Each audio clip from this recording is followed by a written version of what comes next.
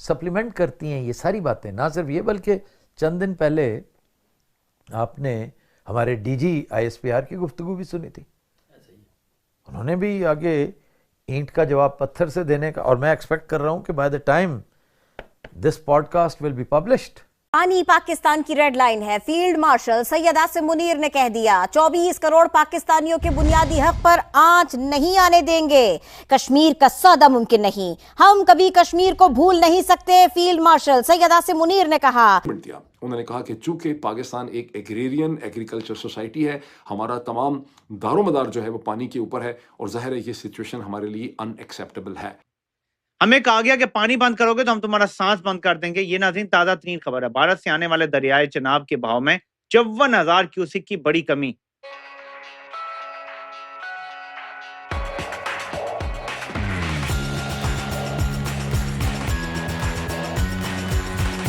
You might hear something from them, from DGISPR or maybe from our Prime Minister کہ بھی آپ نے یہ کیا سوچ کے یہ بات کی. فارن آفس تو ایک رکھ رکھاؤ والا ایک ادارہ ہے نا.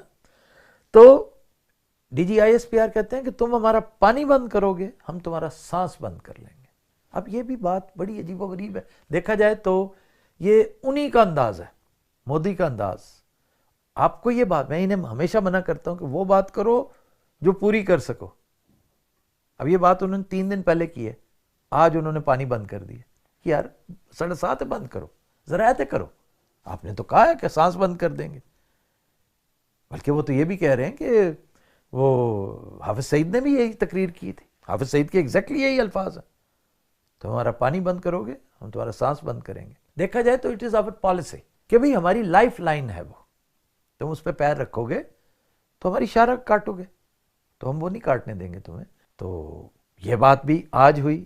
آپ ذرا چناب پہ نظر ماریں کہ چناب لگتا ہے کتنے کلومیٹرز اندر چلا گیا. وہ ایک چھوٹی سی لکیر جو ہم اس دن کلیدروں میں نہیں دیکھ رہے تھے, وہ لکیر لگ رہا تھا, وہ لگ ہی نہیں رہا دریائے چناب. اور پھر DGISPR میں انہیں پھر کوٹ کروں گا, انہوں نے ایک اور بات کی کہ یہ جو مقبوضہ کشمیر ہے نا, جو انڈین آکیپائڈ کشمیر ہے, اب اس کا مسئلہ بھی حل ہونا چاہیے. مطلب کہ بھئی مطلب ہے ہمیں اپنا کشمیر واپس لینا چاہیے. اور اصل مطلب اس کا یہ ہے جو میں نے اخذ کیا کہ پاکستانی اسٹیبلشمنٹ کو, پاکستانی حکومت کو, اور بڑی حد تک پاکستانی میڈیا کو بھی اب اس بات کا احساس ہو گیا ہے, آنکھیں کھل چکی ہیں ان کی کہ یہ جنگ انیویٹیبل ہے, یہ جنگ آپ پر لازماً مسلط کی جائے گی. تو بجائے اس کے کہ ہم پہلے کی طرح سٹنگ ڈک بنے رہیں, ہم بھی تھوڑا سا جگرا کریں. ورنہ سوال ہی پیدا نہیں ہوتا آپ کا DGISPR یہ بیانات دیتا دونوں. اس کا مطلب صرف یہ ہے. اور جیسا میں نے پہلے کہا, مودی صاحب کے بیان نے تو سپلیمنٹ کر دی. وانس اگین آپ کی ایک اور پیشن گوئی مجھے سچ ہوتی ثابت ہو رہی ہے. اگر یہ جنگ ہوتی ہے تو یہ کتنی لمبی ہوگی؟ کیونکہ پچھلی بار جو جنگ ہوئی وہ تو چند دنوں بعد بند ہوگی. چند دنوں نہیں, چند گھنٹوں بعد بند. جی چند گھنٹوں تک وہ بند ہو گئی تھی, بلکہ بند کروا دی گئی تھی. یہ جنگ میرے بھائی طویل المیاد ہوگی. طویل المیاد سے مراد یہ نہیں ہے کہ 6 مہینے کی جنگ ہوگی, یہ چند دن کی ہوگی, لیکن وہ ہم لوگوں کے حساب سے کافی طویل ہے. اگر 10 دن بھی نکالتی ہے نا, 15 دن 12 دن, پہلے آپ کو یاد ہے فل بلوم ایک وار ہوئی تھی, 17 دن کی جنگ ہوئی تھی 65 کی, ٹھیک ہے نا. تو اپنی اپنی کیپیسٹی ہوتی نا دونوں جانب کی کہ آپ کتنا کو گولہ بارود استعمال کر سکیں گے, کتنی کو آپ کا وہ سارا سلسلہ ہے. تو یہ لمبی ہوگی اور بڑی شدید ہوگی. لمبی سے مراد یہ کہ میرے حساب سے 7-8 دن کی جنگ ہوگی, یہ کوئی چند گھنٹوں کی جنگ نہیں ہوگی. تو کیا اس کا بنیادی مقصد کشمیر ہے؟ کشمیر اس کا نیٹ رزلٹ ہوگا کہ وہ مسئلہ جو ہے once and for all resolve ہوگا. فی الحال جو مقاصد نظر آ رہے ہیں نا اس کے, وہ ہے سزا اور صفائی. آپ کے چہرے سے لگ رہا ہے کہ آپ کو نہیں سمجھ آئی کہ بالکل کس کی سزا اور کس کی صفائی اور کیسی صفائی. میں حیران ہوں کہ اتنی دیر سے میں یہ ایک ہی بات کرتا چلا جا رہا ہوں, اور آپ نے کئی دفعہ میرا ولاگ سنا ہے, دیکھا ہے, میرے ساتھ چیزیں ڈسکس بھی کرتے ہیں آپ, لیکن سم ہاؤ آپ کو بھی یقین نہیں آتا کہ جی کیوں سزا, پہلے کبھی نہیں ہوا.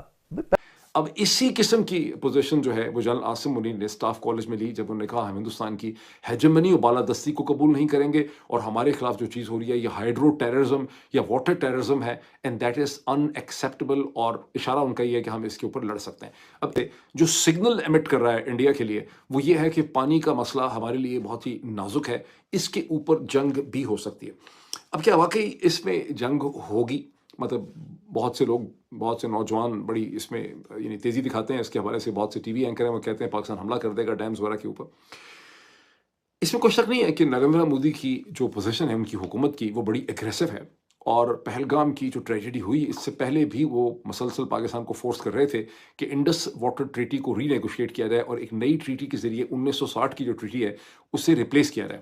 لیکن اس میں بہت سی اس تیز و تند قسم کی بحث میں بہت سے لوگ یہ بھول گئے ہیں کہ جب 23 اپریل 2025 کو انڈس واٹر ٹریٹی کو ہندوستان نے، مودی کی حکومت نے سسپینڈ کیا تو انہوں نے کہا کہ یہ سسپینڈ رہے گی till Pakistan provides a verifiable account of the dismantling of the Kashmir related terror networks. یہ انڈیا کے اوپر جو ٹیرر نیٹورکس ہیں بیسکلی جو ملیٹنٹ گینگز ہیں ان کو پاکستان ڈسمینٹل کرے۔ تو اس میں پاسبلٹی اگر جنگ، اللہ نہ کرے کہ جنگ ہو دونوں ملکوں کے درمیان، بہت ہی خطرناک ہوگی اگر، کیونکہ بہت زیادہ لوگ اب پریڈکٹ کر رہے ہیں کہ ایک سیکنڈ ممکن ہے جنگ بہت جلدی ہو سکتی ہے، کچھ مہینوں میں ہو سکتی ہے، اکتوبر نومبر۔ تو اس جنگ سے بچنے کے لیے مجھے کیا سمجھ آتی ہے کہ اس کا حل کیا نکلے گا؟ میں سمجھتا ہوں کہ پاکستان کی سائڈ سے ہندوستان ایک کنوینئنٹ برنکسمین شپ ہے، کیونکہ اس سے ڈومیسٹک پالیٹکس میں بہت زیادہ مدد ملتی ہے، اور یہ جو پریزنٹ رجیم ہے اس نے گزشتہ چند دنوں میں اور ہفتوں میں اس سے بہت زیادہ فائدہ اٹھایا، تو یہ جان بوجھ کے اس برنکسمین شپ کو کنٹینیو کر رہے ہیں، اور ان کو at the back of the mind ان کو خطرات کا اندازہ ہے۔ دوسری طرف ہندوستان میں بھی پالیٹکس میں مدد ملتی ہے، ان کو بھی خطرات کا اندازہ ہے۔ اس کا حل ممکنہ کیا نکلے گا؟ اس کا حل ممکنہ یہ نکلے گا کہ امریکہ اور چین یا اور برطانیہ کی مدد سے، اس میں سعودی عرب بھی شامل ہو سکتا ہے، ہندوستان اور پاکستان میں بیہائنڈ دا سینس ایک ایسی نیگوسیشن اور ٹاکس ہوں گی جس کے نتیجے میں پاکستان ویریفائبل طریقے سے کشمیر ریلیٹڈ اپنے جو ایسٹس اور ملیٹنٹ گینگز ہیں، جیسے یہ ریزسٹنس فرنٹ ہے جس نے پہلے ذمہ داری لی تھی پہلگام کی، بعد میں مکر گئے، اس کے بارے میں ہمیں پتہ چل رہا ہے مسلسل انڈین پبلیکیشن سے کہ گزشتہ کئی سالوں سے پیر پنجال کی جو رینج ہے گنجان درختوں کی، فارسٹ کی، اس میں یہ بہت زیادہ سرگرم ہے۔ تو اس بھارت مسلسل ہمارا پانی بڑھا رہا ہے، کم کر رہا ہے، بڑھا رہا ہے، کم کر رہا ہے، وہ ہمیں تکلیف پہنچائے گا۔ اور تصویریں اب ایویڈنٹلی موجود ہیں جن میں یہ نظر آ رہا ہے کہ بھارت آبی منصوبوں پہ کام تیز کر رہا ہے۔ دیکھیں بھارت کا ایک جنگی بجٹ ہے، ہر سال بھارت بڑھاتا ہے۔ بھارت کا کیا مقابلہ ہے پاکستان سے اور چین سے، ٹھیک ہے، اور تو کوئی ملک اس کے دوسری سائڈ پہ ایسا نہیں ہے جو بھارت کو ٹکر دے سکیں۔ بھارت نے اب یہ سوچا ہے کہ پاکستان کو تو ہم ویسے ہی خشکسالی سے ہی مار سکتے ہیں، ہمیں جنگ کرنے کی کیا ضرورت ہے؟